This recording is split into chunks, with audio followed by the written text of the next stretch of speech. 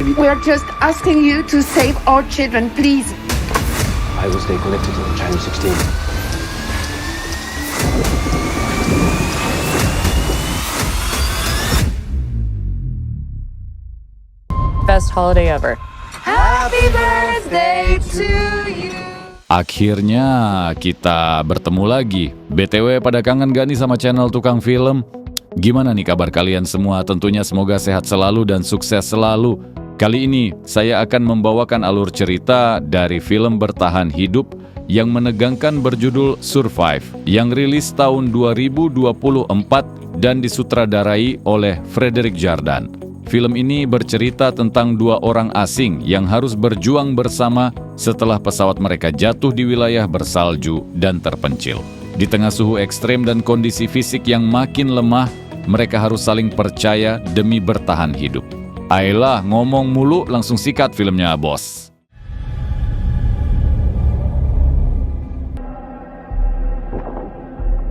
Cerita dibuka dengan satu kalimat pembuka yang bikin merinding. Sejak bumi ini terbentuk, udah 5 kali dia ngalamin kiamat besar-besaran. Dan yang keenam, mulai sekarang bro.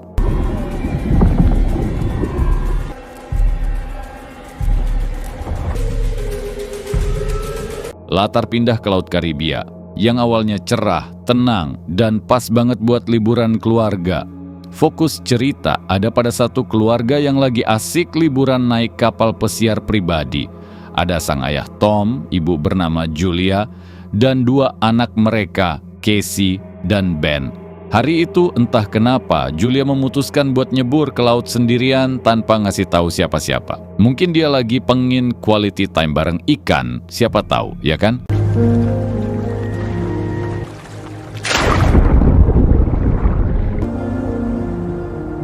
Sementara Tom dan Ben sibuk mancing di bagian belakang kapal, dan Casey asyik dengerin musik di headphone-nya, Julia mulai ngerasa ada yang aneh.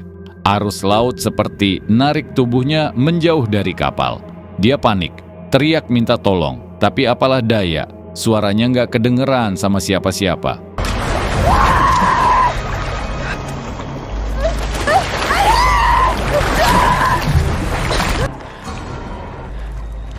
Sampai akhirnya Tom nyadar juga ada yang aneh. Langsung dia ngegas kapal buat nolongin Julia.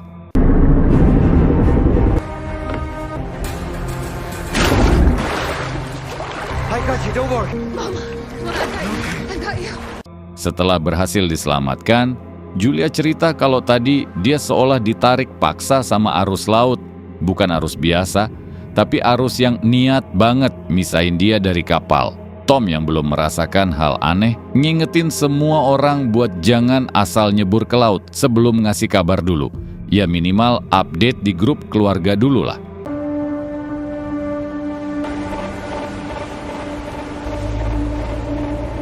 Malamnya, keluarga ini ngerayain ulang tahun band yang ke-13. Momen manis yang jadi alasan utama mereka liburan bareng. Semua bahagia, ketawa, kompak. T'as fait un vœu? Oui, j'ai fait un peu. It's beautiful, isn't it? Cheese. Tapi mendadak Casey dapat telepon dari pacarnya, nanyain kabar dan nanya kapan balik. Sambil video call, Casey ngeliat langit di arah lain gelapnya bukan main, sinyal pun mulai hilang kayak mantan pas ghosting.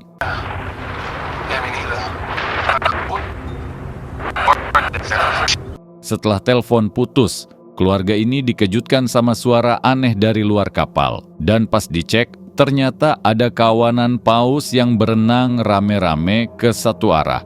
Kayak lagi kabur dari sesuatu.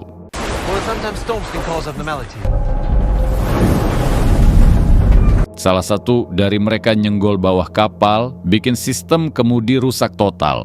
Tom yang penasaran, langsung nyebur buat ngecek.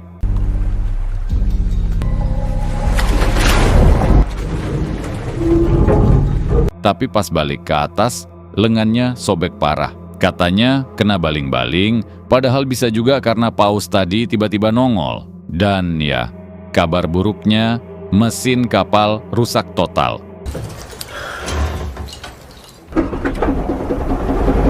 Julia coba minta bantuan lewat radio satelit, tapi tetap nihil. Tom juga udah usaha benerin, tapi hasilnya sama aja. Kapal tetap ngambang pasrah di tengah laut.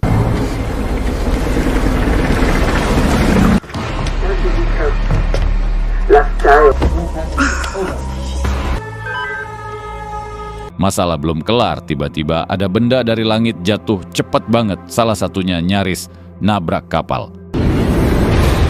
We need to move.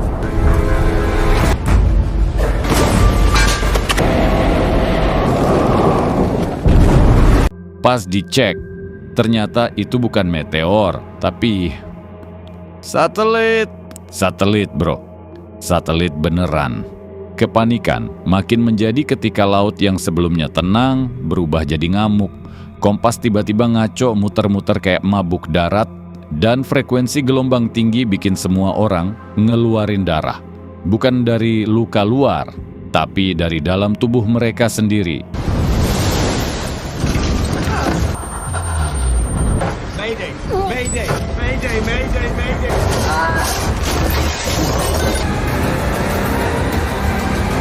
Besok paginya, badai reda.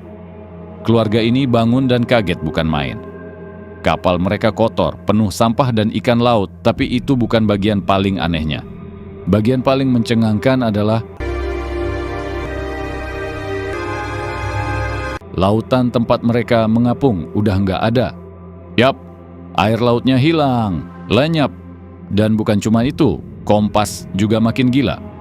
Arah utara malah ngarah ke selatan dan sebaliknya, seolah-olah kutub bumi tukeran posisi. Artinya, bisa jadi air laut nggak benar-benar hilang, tapi justru pindah ke daratan. Satu hal pasti, dunia sedang mengalami sesuatu yang belum pernah terjadi sebelumnya. Begitu tahu bahwa air laut udah pindah ke daratan, dan dunia sedang menuju kiamat edisi ke-6. Wait, so does that mean that the sea just went? Maybe to where the land was. Casey langsung dilanda sedih. Di pikirannya cuma ada satu orang, pacarnya, yang masih ada di daratan entah dalam kondisi kayak gimana. Karena Casey pengen menyendiri dulu, Julia sebagai ibu pun memilih untuk kasih ruang, karena kadang diem adalah bentuk perhatian paling bijak.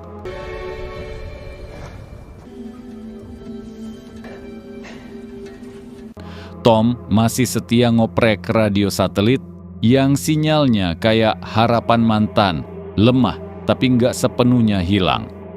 Julia sok sibuk ngitung sisa stok makanan, dan Ben, anak bungsu yang kreatif dan penuh harapan, malah bikin tanda SOS pakai balon-balon ulang tahunnya semalam.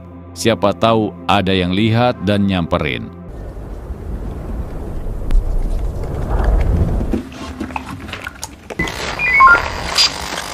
Tiba-tiba, ada keajaiban kecil. Radio satelit berhasil nyambung ke seseorang. Suaranya adalah suara kapten kapal selam ilmiah yang ternyata masih selamat. Kapten itu bilang dia lolos dari bencana semalam dan ngejelasin satu hal gila. Air laut memang benar-benar pindah ke daratan gara-gara pembalikan kutub magnet bumi. Iya, lu nggak salah baca. Kutubnya tukeran. Anyway, there are seismic movements which indicate that the poles are going to reverse again. Dengan alat canggih yang dia punya, si kapten prediksi kalau air laut bakal balik lagi dalam waktu seminggu.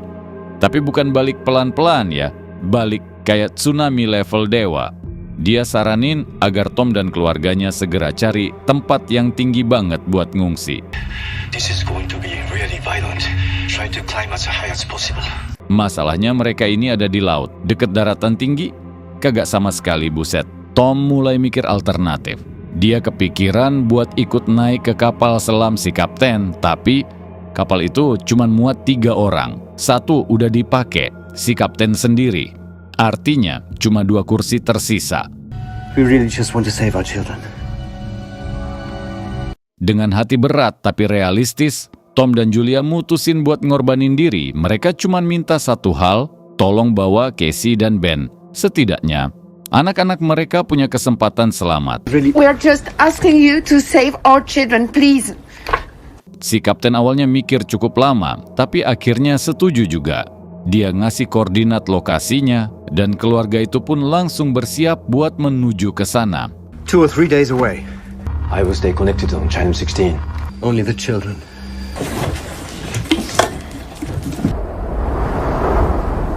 Saat Julia masih sibuk beres-beres, Tom secara nggak sengaja ngelihat ada penyintas lain, seorang pria bareng anjingnya. Kayaknya dia nelayan, soalnya bawa tombak ikan. Karena merasa senasib dan sepenanggungan, Tom pun datengin orang itu dan ngasih air minum.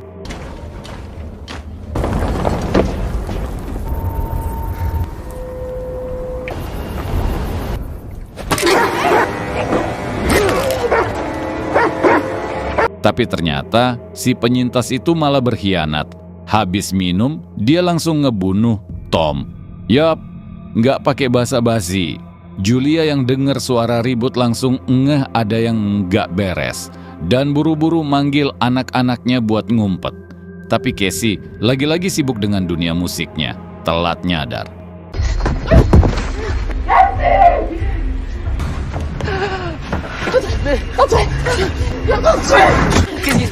Julia pun langsung ngunci semua pintu dan nyuruh Casey dan Ben bersembunyi di tempat terpisah. Dia sendiri bersiap ngelawan si penyintas pakai pisau dapur, senjata ibu rumah tangga sejuta umat.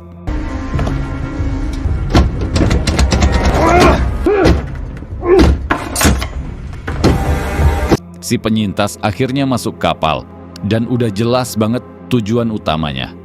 Makanan. Dia mulai nyisir ruangan satu persatu sambil teriak-teriak.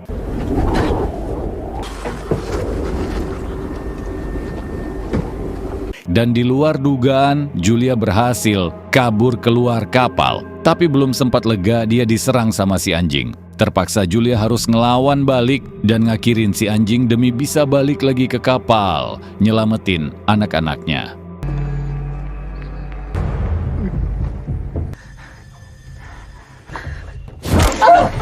Akhirnya, ketegangan puncak pun datang. Si penyintas berhasil nemuin Julia dan mulai mencekiknya. Di detik-detik kritis itu, Casey yang ngumpet di bawah kursi muncul, nembak pakai pistol suar. Tapi karena ruangannya sempit, peluru suar itu malah mantul dan...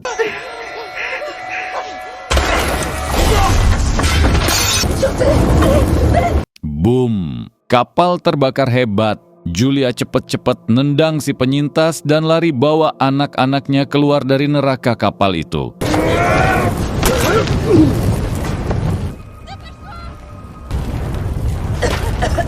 Mereka sempat berhenti sebentar buat meluk Tom yang udah nggak bernyawa. Tapi waktu terus berjalan dan si penyintas ternyata masih hidup, keluar dari kapal yang terbakar. Tanpa banyak mikir, Julia langsung mengajak Casey dan Ben kabur sejauh mungkin.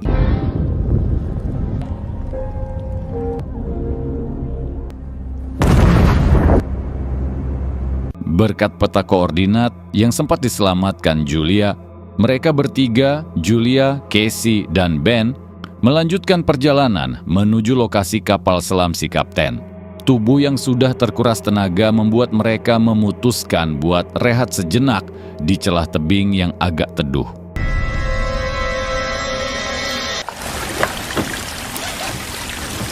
Di momen tenang itu, Casey sempat nyeletuk soal balon SOS yang menurutnya jadi alasan si penyintas datang. Ucapan itu kayak pisau kecil yang nusuk hati Ben. Dia langsung merasa bersalah. Tapi Julia, seperti ibu sejati, segera memeluk dan menenangkan.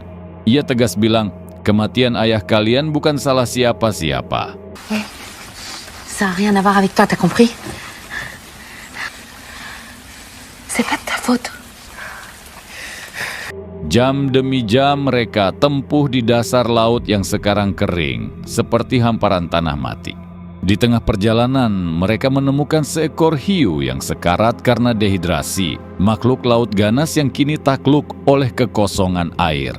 Tapi belum sempat merasa kasihan, horor muncul lagi.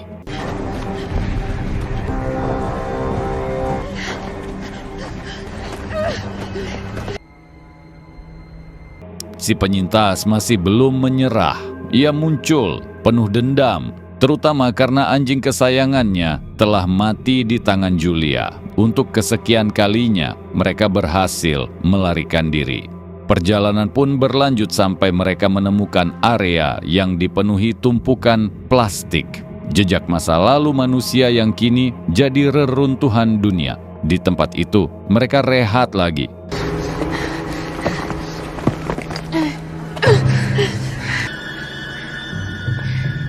Tapi masalah baru muncul. Ben mulai menunjukkan tanda-tanda dehidrasi parah. Julia buru-buru nyodorin air, tapi ternyata Casey lupa nutup botol dengan benar. Air terakhir mereka tumpah. Satu-satunya harapan lenyap karena kelalaian yang bahkan nggak diakui. Casey, si beban tak tahu diri. Meski begitu, tak ada waktu buat marah. Mais pourquoi tu me gueules dessus comme ça, c'est bon? Ça va pas faire de différence, de toute façon on va tous crever. Mereka lanjutkan perjalanan sampai ketemu bangkai pesawat tua yang cukup aman untuk dijadikan tempat bermalam. Hari pun mulai tenggelam, membawa dingin dan kesepian.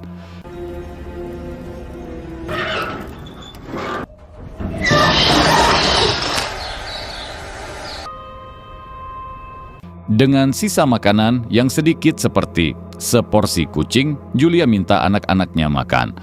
Walau perasaan mereka masih berat menerima kenyataan, sosok ayah yang selalu kuat dan pelindung keluarga kini cuma tinggal kenangan.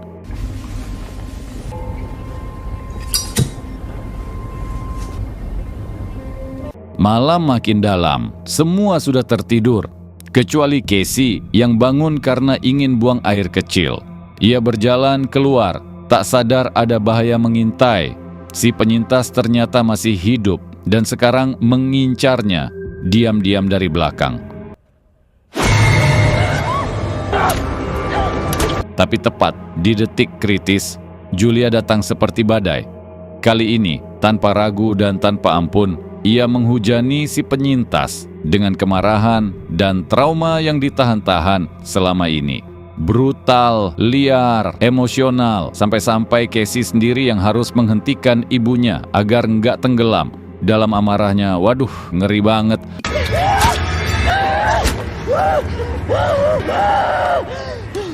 Esok pagi, perjalanan kembali dimulai. Kali ini, mereka harus mendaki dinding batu yang dulunya dasar laut. Julia dan anak-anak kini seperti para pengembara pasca kiamat, menapaki dunia yang udah bukan dunia mereka lagi. Ben, yang kehausan luar biasa, sempat nekat mau minum air comberan, tapi Julia langsung menghentikannya dengan sorot mata yang penuh ketegasan dan kasih. Arrête ça! Arrête ça tout... Non! Non!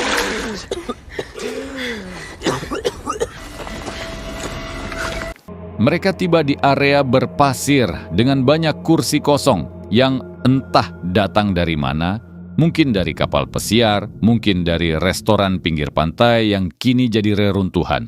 Kursi-kursi itu dikumpulkan dan dijadikan tempat bermalam seadanya. Tapi karena Ben sempat minum air kotor, Julia terpaksa menyuntiknya dengan antibiotik agar kondisinya tidak makin parah.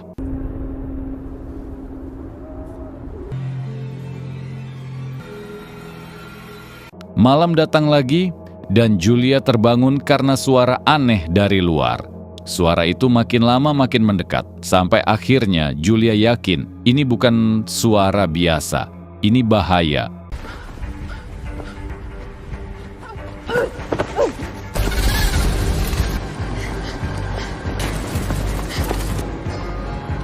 Ia segera membangunkan anak-anak dan mengajak mereka kabur sejauh mungkin.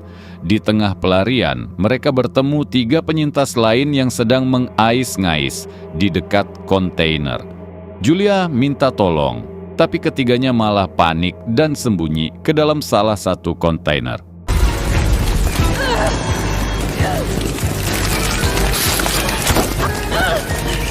Ternyata, suara yang dari tadi mengejar mereka adalah gerombolan kepiting laut dalam.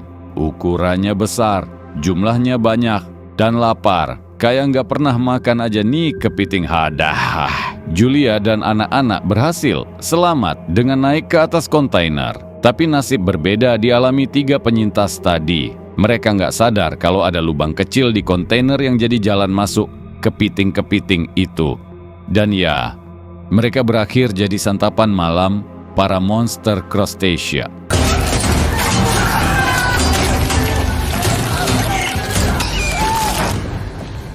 Julia sempat kena capit juga. Lukanya cukup dalam dan akhirnya ia jatuh pingsan. Saat Julia siuman, pagi sudah menggigit. Angin kencang menyapu pandangan, menyisakan debu dan kekhawatiran.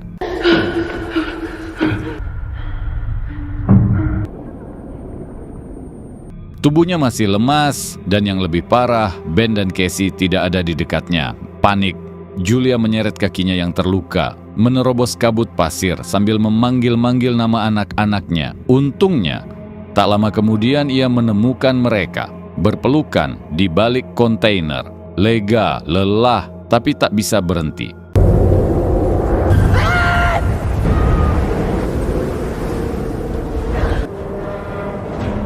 Mereka bertiga masuk ke dalam kontainer, mengamankan beberapa barang peninggalan para penyintas yang sudah tiada. Senjata api, telepon satelit, dan benda-benda penting lainnya. Luka di kaki Julia sudah makin parah.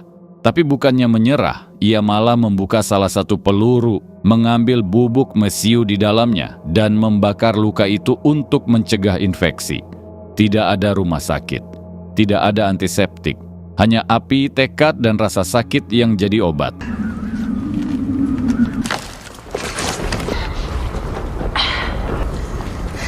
Setelah badai pasir mereda, mereka keluar lagi. Julia segera mencoba menghubungi si kapten lewat telepon satelit yang diselamatkan tadi, dan berhasil. Suara sang kapten terdengar lemah, tapi jelas dia masih hidup. Come in. No. Where are you?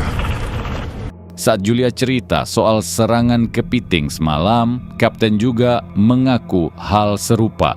Katanya makhluk-makhluk laut dalam itu sekarang berkeliaran di daratan karena lapar. Mereka kehilangan sumber makanan sejak laut mengering, tapi bukan itu kabar terburuknya. Arthropods from the abyss. The oxygen seems to drive them crazy. Because he released them when it retreated.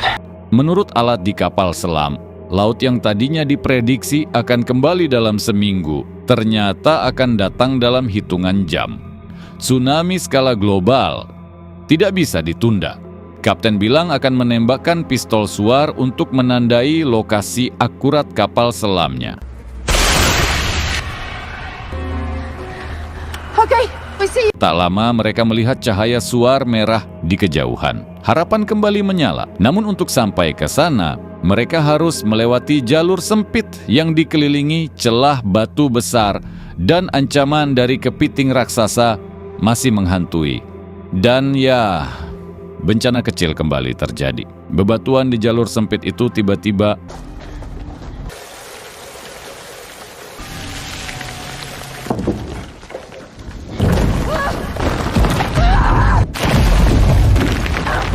runtuh, nyaris menimpa mereka.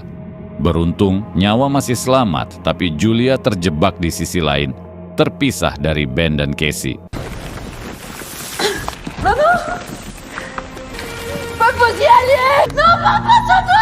Anak-anak berusaha kembali, tapi Julia menahan mereka. "Pergi, kalian harus hidup," katanya sambil menahan sakit. Ia tahu, sejak awal ini adalah tentang memastikan anak-anaknya selamat, bukan dirinya. Dengan air mata, Casey akhirnya menarik Ben pergi menuju lokasi kapal selam.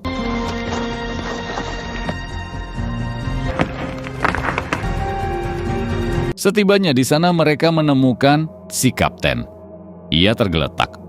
Tubuhnya penuh luka parah, nafasnya berat. Ia sudah tahu ajalnya dekat. Dengan suara parau, ia menyerahkan kapal selamnya kepada mereka, tempat satu-satunya yang masih bisa menyelamatkan hidup.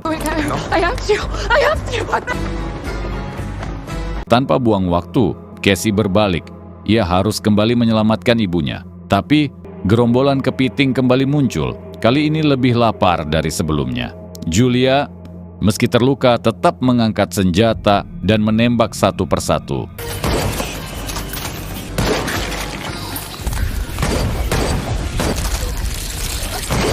Dan tepat ketika semua terasa berakhir, Casey muncul, berlari sambil berteriak, "Masih ada satu kursi, Bu. Kita bisa pergi bareng." Julia, tanpa banyak bacot. Dengan tenaga terakhir, ia menaiki reruntuhan dan lari menuju kapal selam.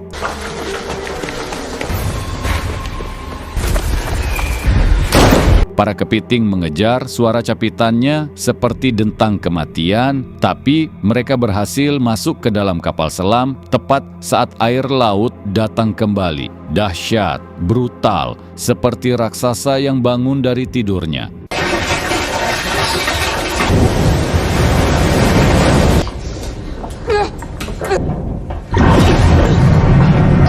Kapal selam terguncang hebat, dilempar ke sana kemari oleh kekuatan laut yang kembali menelan dunia. Mereka terhempas, terbentur, tapi tetap bertahan.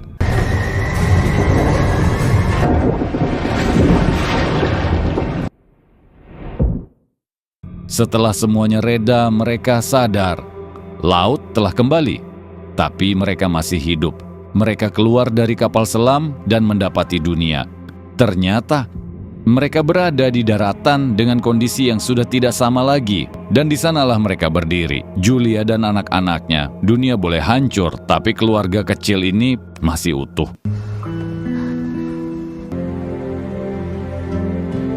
Dan akhirnya, tamat. Badah, filmnya sedap bener. Gimana menurut kalian? Tombol subscribe-nya masih merah tuh. Pencet dulu dong, sama like-nya juga. Isi juga komennya biar nggak kosong, agar kalian semua tidak ketinggalan film-film baru yang akan saya upload berikutnya. Langsung aja kita bahas ulasan terkait film yang udah kalian tonton. Survive 2024 disutradarai oleh Frederick Jardan, merupakan sebuah thriller bencana yang mencoba menggabungkan dinamika keluarga dengan ketegangan lingkungan ekstrem.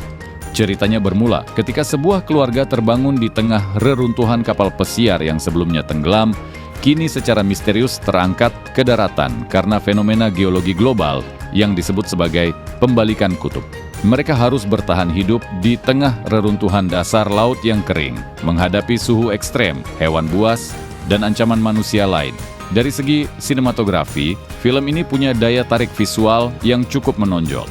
Pengambilan gambar yang didominasi oleh lanskap luas, padang gurun, yang sebelumnya adalah dasar laut, ditampilkan dengan palet warna yang hangat, penuh kontras antara sinar matahari yang menyengat dan reruntuhan kapal yang menghitam. Kamera bergerak secara organik, mengikuti karakter tanpa banyak potongan cepat, memberi rasa imersi dan tekanan emosional yang konstan. Komposisi bingkai terasa dirancang dengan cermat untuk menyampaikan perasaan keterasingan dan kehilangan orientasi di dunia yang telah berubah total. Framing di beberapa momen bahkan menyuguhkan visual yang hampir surrealis. Toilet duduk berdiri sendiri di tengah padang pasir, hiu yang muncul dari genangan lumpur, hingga kawanan kepiting yang mendadak menyerang di tengah sunyi. Elemen-elemen visual ini menciptakan pengalaman menonton yang penuh kejutan dan kadang terasa seperti mimpi buruk yang estetis. Penampilan Emily DeQueen sebagai sang ibu membawa bobot emosional paling signifikan. Aktingnya subtil namun kuat. Gestur tubuhnya mencerminkan ketegangan dan keputusasaan seorang ibu yang terluka tetapi tetap menjadi poros kekuatan bagi keluarganya. Di sisi lain, chemistry antar anggota keluarga terasa cukup organik, terutama di awal film. Momen-momen sunyi di antara kekacauan justru menjadi tempat di mana kita benar-benar bisa merasakan kedekatan mereka. Sayangnya, semakin ke tengah, dinamika karakter mulai menipis. Keputusan-keputusan yang diambil oleh anak-anak dalam film ini kadang terasa kurang masuk akal. Dan bukan karena usia mereka, tapi lebih karena motivasi yang tidak dibangun dengan cukup kuat sejak awal. Masalah utama yang terasa mencolok dalam film ini adalah pada level naskah. Konsep besar seperti pembalikan kutub yang menyebabkan laut mengering memang menarik di atas kertas, tapi tidak pernah dijelaskan dengan cukup masuk akal dalam narasi. Film tidak berusaha meyakinkan penonton bahwa ini adalah skenario ilmiah yang plausible. Sebaliknya, ia meminta penonton menerima absurditasnya begitu saja. Padahal, film dengan premis aneh seperti ini biasanya justru kuat saat mampu membangun logikanya sendiri yang konsisten. Tanpa itu, semua terlihat lebih seperti kumpulan gimmick visual daripada narasi yang koheren. Alur film pun mengalami ketidakseimbangan. Bagian awal dan akhir film dibangun dengan cukup baik, namun bagian tengah terasa repetitif. Ketegangan naik turun tanpa momentum yang cukup untuk menjaga keterlibatan emosional penonton.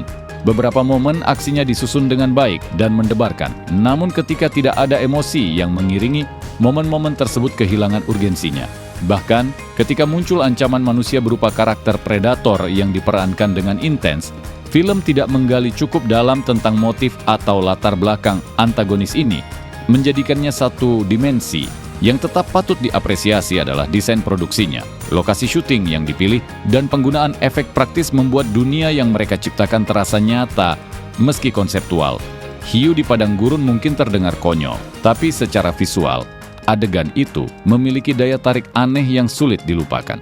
Skor musik juga bekerja cukup efektif untuk memperkuat atmosfer, meskipun tidak ada tema musik yang benar-benar menonjol.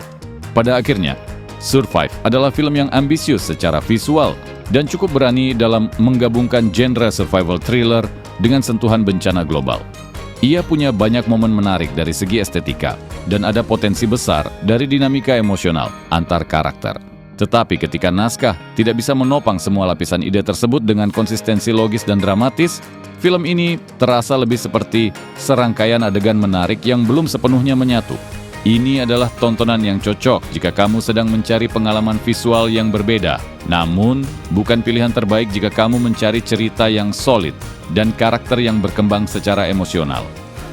Demikian ulasan yang bisa saya sampaikan. Gimana teman-teman, setuju nggak nih? Jika ada salah kata, tolong dimaafkan. Ya, teman-teman. Saya berterima kasih banyak bagi siapapun yang sudah memencet subscribe dan like-nya. Jangan lupa komen juga dong terkait pendapat teman-teman. Terus ikuti channel Tukang Film. Dadah! Aduh,